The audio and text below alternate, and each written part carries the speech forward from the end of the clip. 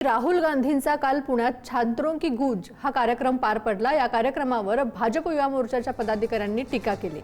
मनुस्मृतीचा मुद्दा मांडून विषय भरकवण्याचं काम राहुल गांधी करत आहेत असं काही पदाधिकाऱ्यांनी म्हटलं। महिला सक्षमीकरण राहुल गांधी बोलले, मग त्यांच्या पक्षाची सत्ता असलेल्या राज्यात महिलांना मंत्रिपदासाठी संधी का दिली नाही असा सवाल भाजप युवा मोर्चाच्या महिला पदाधिकाऱ्यांनी उपस्थित केला।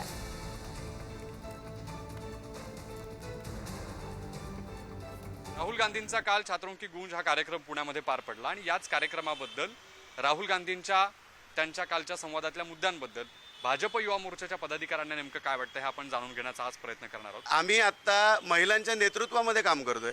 पुणे महानगरपालिकेमध्ये आम्ही मोठ्या प्रमाणात महिलांच्या नेतृत्वामध्ये आम्ही काम करतोय। आता आपण जिथं उभे आहेत तिथं आम्ही पुरुषांच्या गटामधून महिलेला उभा करून इथं निवडून आणलेलं आहे आणि आम्ही त्यांच्या नेतृत्वामध्ये काम करतोय। त्यामुळे राहुल गांधी जे बोलतायत की आम्ही पिंजऱ्यामध्ये हिंदुस्थानाला बंद करून ठेवलेला हिंदुस्थान वेगळा करणं आणि हे त्या सगळ्या गोष्टी या खूप हास्यास्पद आहेत। काँग्रेसच्या लोकांना एक सवाल आहे की ते हिंदुस्थानचे भावी पंतप्रधान म्हणजे नरेंद्र मोदीजींच्या नंतर किंवा आता जे काही आहे राहुल गांधीजींना मांडतात किंवा होण्याची स्वप्न बघतात। तर असा हा जो पंतप्रधान आहे तो म्हणजे शिव्या देणारा पंतप्रधान आणि शिव्या शिकवणारा पंतप्रधान ह्या लोकांना चालणार आहे का? आणि उद्या जर अपोजिशननी राहुल गांधींना म्हणजे महिलांनी घाणघाण शिव्या दिल्या तर काँग्रेस ते ऍक्सेप्ट करणार आहे? विद्यार्थ्यांच्या व्यासपीठावर धार्मिक अजेंडा राबवायलाच नको पाहिजे होता। जर तुम्ही धार्मिक अजेंडा राबवणार असाल तर तो सर्व धर्मांना धरून मांडा।